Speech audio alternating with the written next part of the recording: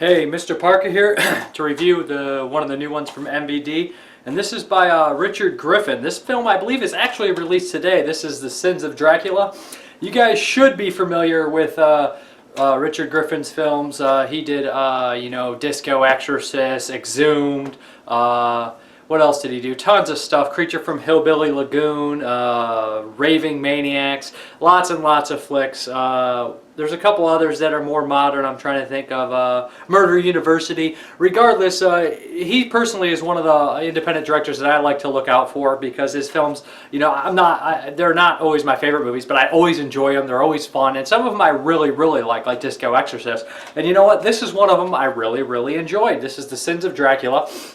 Essentially what we have here is this ultra-religious kid, and he kind of is dating this girl, and she wants him to join the theater group with him because he has a great voice, theater group with her. So he ends up joining the theater group, and of course it's ran by this evil guy who is trying to resurrect Count Dracula. The plot is ridiculous, but it's all in good fun. The lighting in the film is pretty awesome. There's lots of colors, lots of crazy things going on. It's visually, it's a fun movie to look at. All the characters are stereotypes and ridiculous and silly, but not completely dislikable or full of malice like a lot of characters are nowadays. A lot of them are, fun and likable and cheesy and silly. Of course, the baddies are bad, but that's typical. The special effects, they're decent. Like, they're fun. Some of them are like the fake hand and things like that. They look like fake hands, but then again, it fits with the style of this film. The lead in the film is really great. He has this monologue at one point. He's a very religious person, and he kind of is succumbing to temptation, and he has this giant monologue where he believes he's talking to God. It says, "Give me a sign so I can," and he talks himself into sleeping with his girlfriend, and it's just a brilliant, well acted, hilarious scene.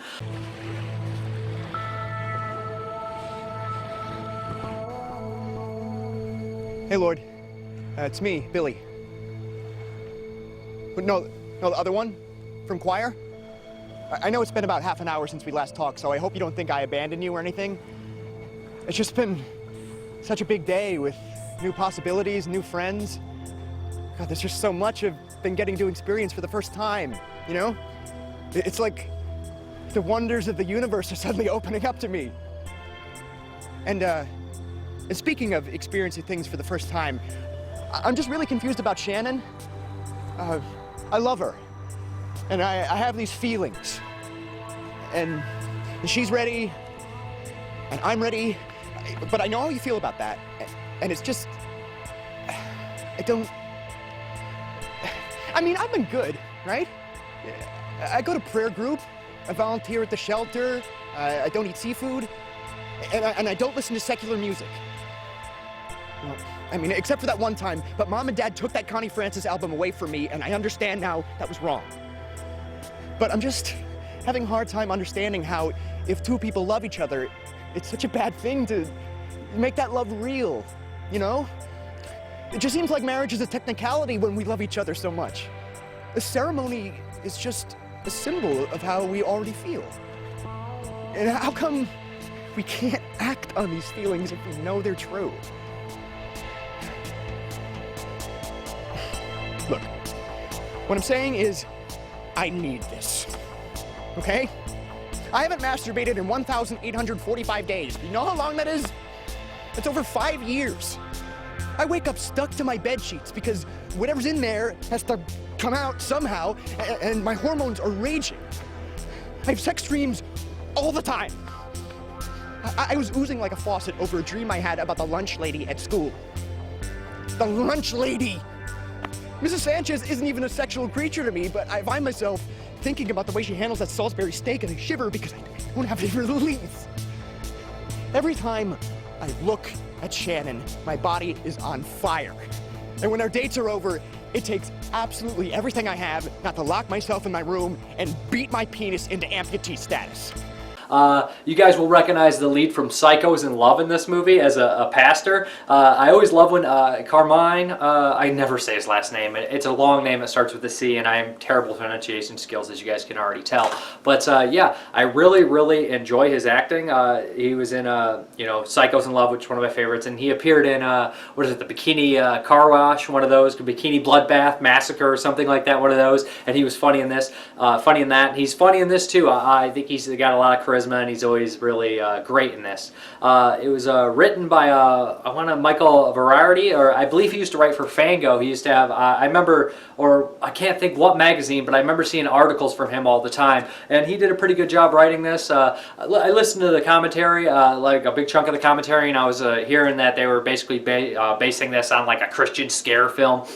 And I didn't see it at first, but I mean, like the end and things like that I saw for sure, and how I saw it a little bit, but as they pointed it out, I noticed it a lot more. And yeah, it really does have that element, maybe like something like Satan Hates You, but not as directly in your face as that, but it's a lot of fun. I think most people will enjoy it. There's a dual sex scene in the film, a dual sex scene that goes on at the same time where two characters are losing their virginity. And bravo for a horror movie, especially a low-budget horror film that is going to portray a homosexual sex scene. You don't see it very often in a lot of films, and I appreciate them putting stuff like that in movies. I'm tired of, I don't like to see the same old crap in horror movies. I like when people change it up and do different things in films, and I do think some horror fans can be really uptight about certain things and just want to see the same crap over and over again. And I like seeing different things, and I like that homosexual characters are represented sometimes in film as not complete crappy stereotypes. Although in this film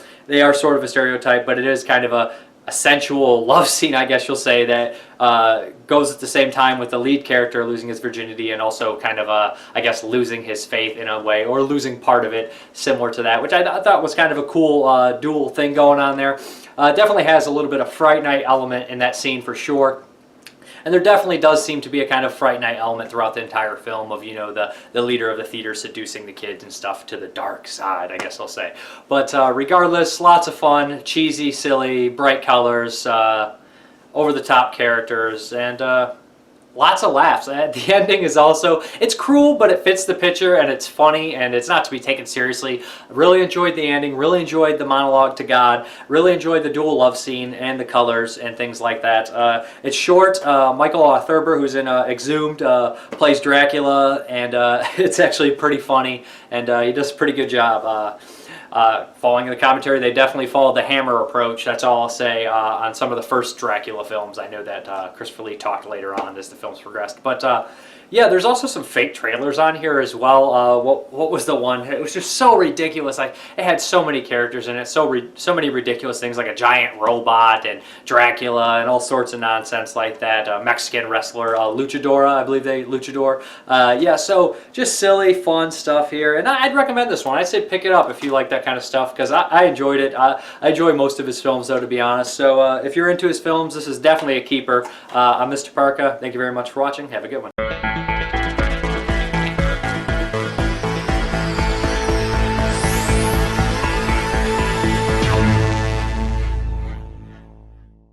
All they wanted was to put on a play. But the members of this community theater are about to find out that secular entertainment means a standing ovation from Satan. This show is going to knock them dead. The Sins of Dracula. Starring a cast of immoral youths and adults that should know better. Billy should have minded his prayers. I had sex with Shannon, now everyone's dead. Well, that can't be a coincidence. Tracy rolled the 12-sided dice of damnation. New Wave synthesized his undoing. For Shannon, her lust could only be satisfied by the touch of the devil. Van Dilly shot hellfire straight into his veins. From the director, for whom Jesus has no more tears, and the writer, whose work Jehovah refuses to witness. A film savagely ripped from today's headlines. You killed our friends, and you turned them into monsters. The first time for sinking your teeth into everything. These are merely appetizers when it comes to the sins of Dracula. If you're not in church, it's already too late. To raise hell, you gotta do a little sinning.